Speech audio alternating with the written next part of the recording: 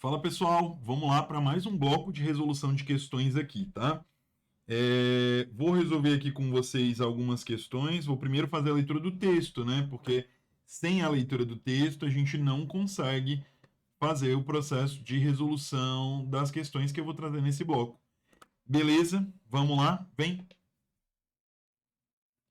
O QI médio da população mundial, que sempre aumentou desde o pós-guerra até o final dos anos 90, diminuiu nos últimos 20 anos. É a inversão do efeito Flynn. Parece que o nível de inteligência medido pelos testes diminui nos países mais desenvolvidos.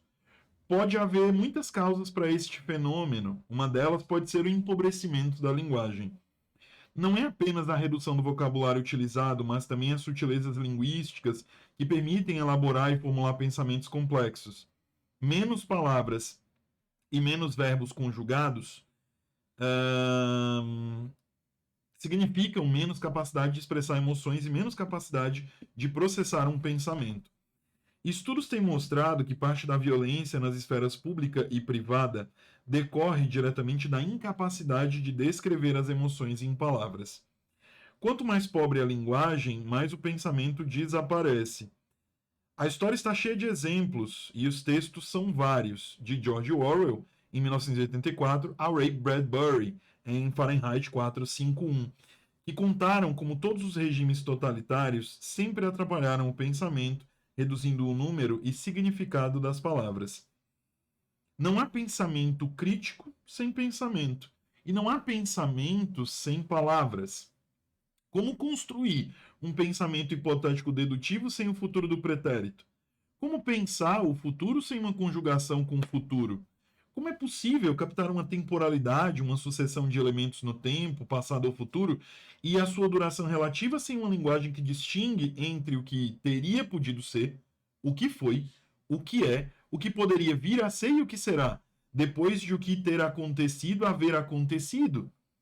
Se um grito de guerra fosse dado hoje, ele deveria ser destinado aos pais e aos professores.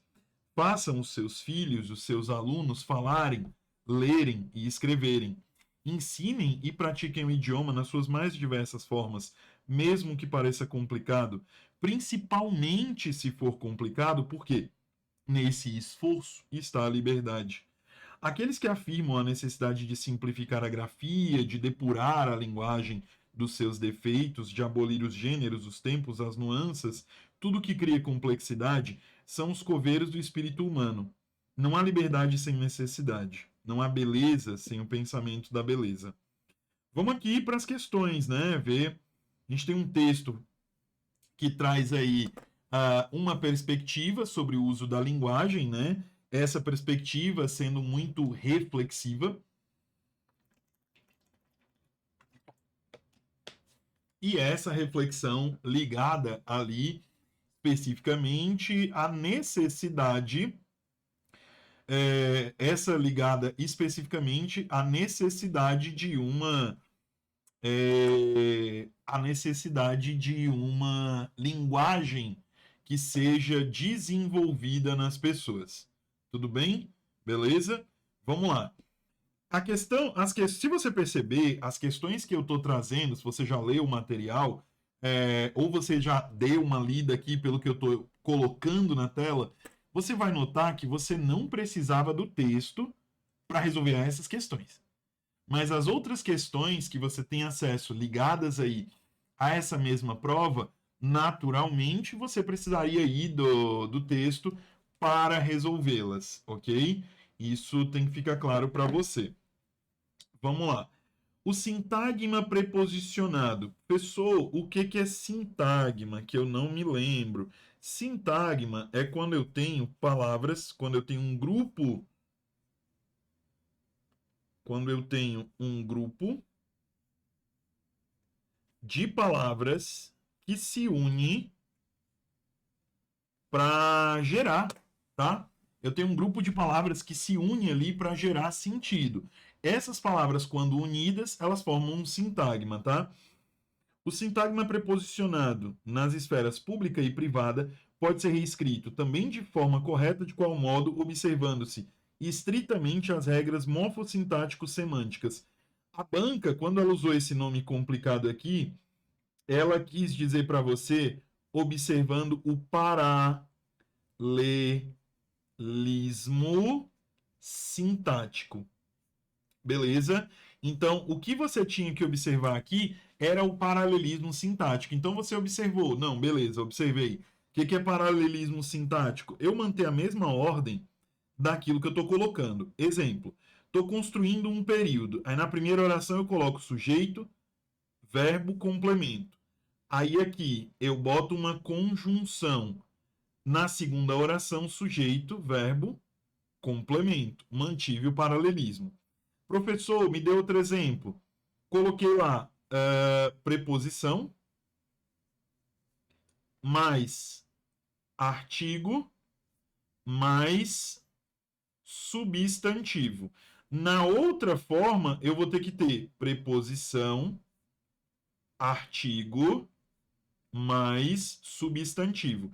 Isso é manter o paralelismo, beleza? Fazer isso é sim manter o paralelismo. Tudo bem?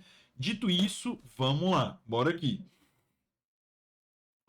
Nas esferas pública e privada, nas esferas pública e privadas, na esfera pública e na privada, olha aí, na esfera pública e privada.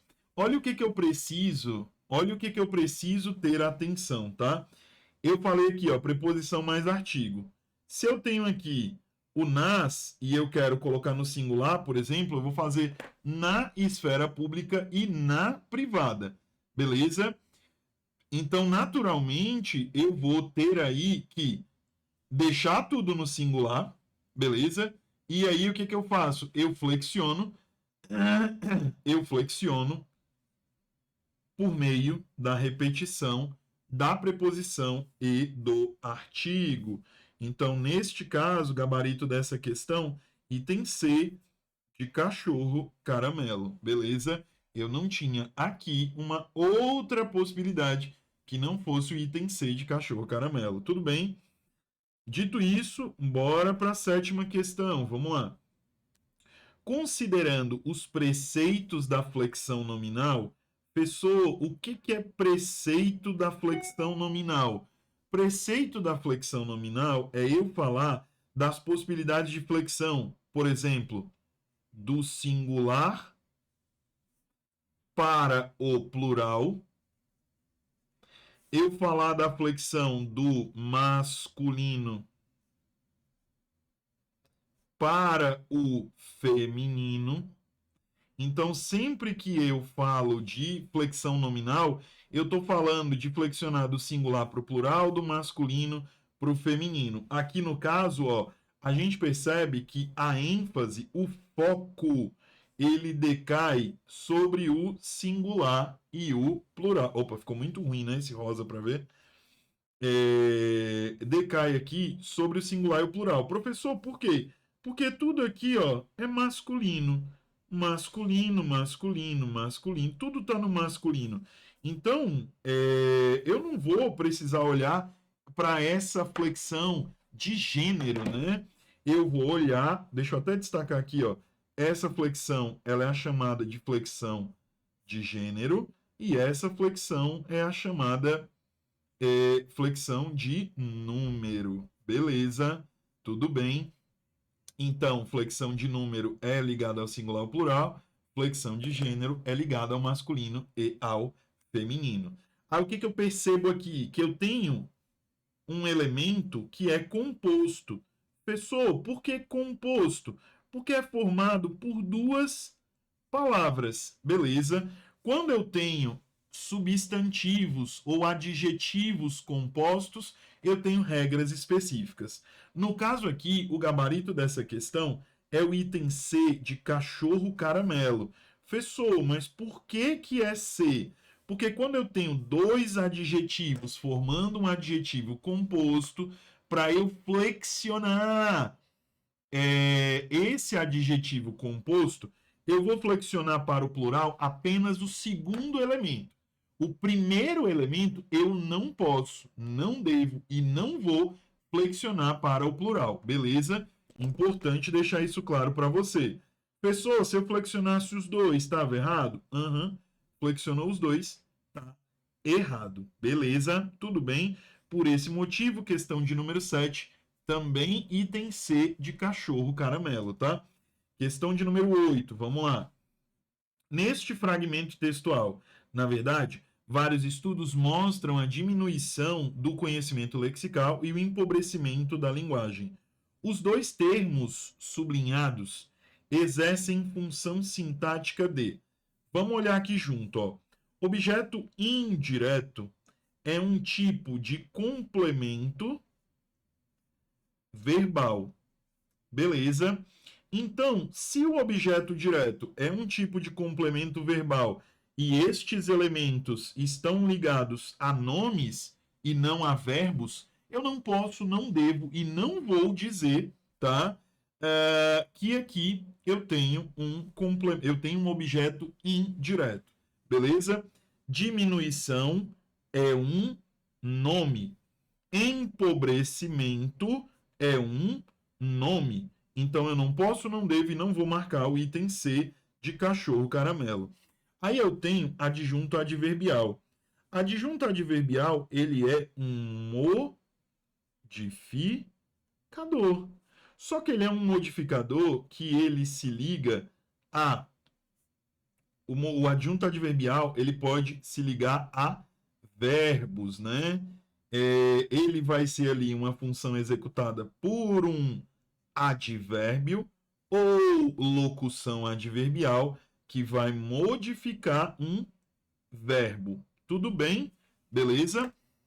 Então é importante prestar atenção nisso, tá? O adjunto adnominal, ele é um elemento que ele especifica nomes, mas ele não completa o sentido desses nomes. E já o complemento nominal, ele completa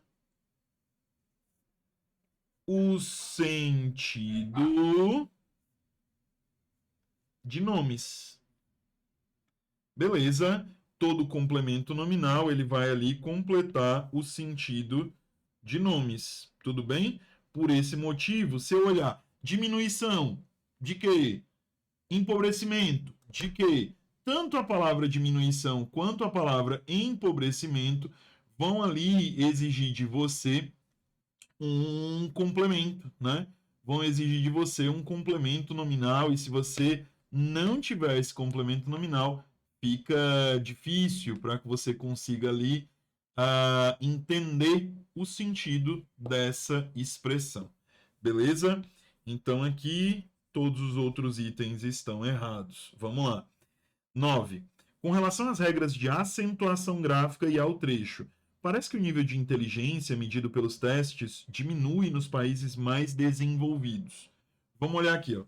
A palavra inteligência se acentua por ser uma proparoxítona aparente. Pessoal, eu não sei o que é uma proparoxítona aparente. Proparoxítona aparente é a mesma coisa que eu dizer que eu tenho uma palavra paroxítona terminada em ditongo crescente. Beleza? Proparoxítona foi terminada em ditongo, ou paroxítona foi terminada em ditongo crescente, você vai dizer que essa proparoxítona ela é aparente, tá? Vamos lá. Terminações IA, terminações EA, EO, IA, IE, opa, IA, IE, IO, IO, OA, OA, UA e o. Beleza? Teve essas terminações, a palavra teve essas terminações ela obrigatoriamente ela vai ser uma palavra aí chamada de proparoxítona aparente. Professor, por quê? Semivogal, vogal, vogal, vogal, vogal, vogal, semivogal, vogal, semivogal, vogal, semivogal, vogal, vogal, vogal, semivogal, vogal, semivogal, vogal. Então, eu sempre tenho como último elemento uma vogal. Por isso que é importante também eu entender essas regras das vogais e das semivogais, porque essas regras elas vão ser muito importantes para você em situações como essa daqui. Beleza? Tudo bem? Dito isso, é verdade, né? Isso aqui, então, pelo que eu estou dizendo para você, pelo que eu lhe mostrei aqui, isso é correto, né? Inteligência tem terminação IA. Então, naturalmente, eu vou marcar aqui o item A como errado. B. Nível é acentuado por ser paroxítono terminado na consoante L. Beleza, maravilha.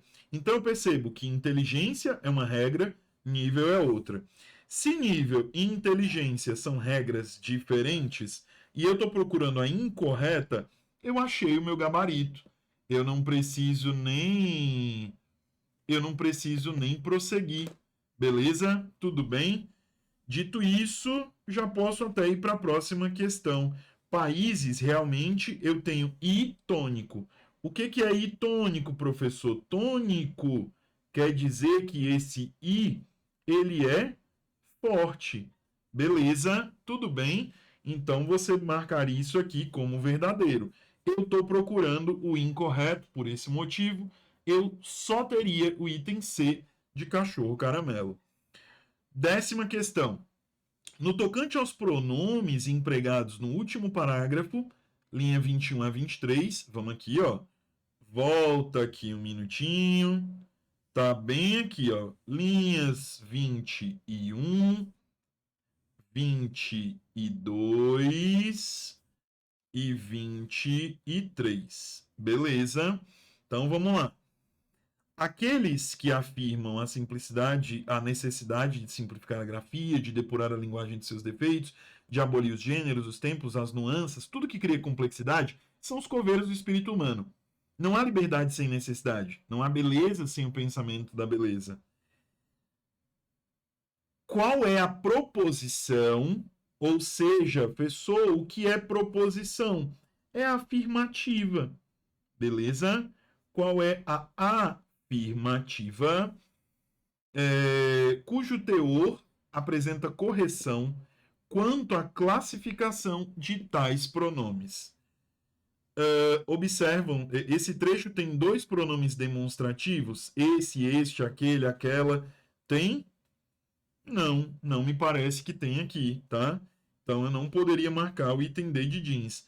Há pronome pessoal e pronome possessivo? Vamos lá, tem pronome pessoal aqui? Pronome demonstrativo eu tenho aqueles. Beleza. Pronome possessivo, tenho seus. Beleza. Só que aí, vamos ver aqui, é possessivo e pessoal. Pessoal, eu tenho algum? Não tenho. Eu não tenho pronome pessoal. Mesmo eu tendo possessivo, então eu não poderia marcar. Eu não poderia marcar aqui o item B.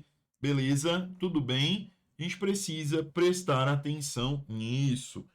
Item B, inexiste, ou seja, não tem pronome indefinido. Aqueles que afirmam, olha só, aqueles que afirmam a necessidade de simplificar a grafia, de depurar a linguagem de seus defeitos, de abolir os gêneros, os tempos, as nuances, tudo. Gente, tudo. Tá aqui meu pronome. Acabou. Isso aqui é um pronome indefinido invariável. Então, isso aqui é uma mentira, me restando aí como gabarito o item A de aprovação. Pessoal, cadê os pronomes relativos? Vamos lá. Tudo que cria complexidade. Tá aqui o primeiro. Não há liberdade sem necessidade. Aqueles que afirmam. Beleza? Tudo bem?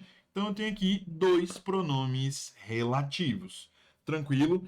Por esse motivo, gabarito da questão de número 10, item A de aprovação. Então eu tenho A eu tenho C, eu tenho A novamente e eu tenho C novamente. Beleza? Espero que você tenha entendido o processo de resolução dessas questões. Muito obrigado por ter assistido até aqui. Se cuida, viu? Cheiro!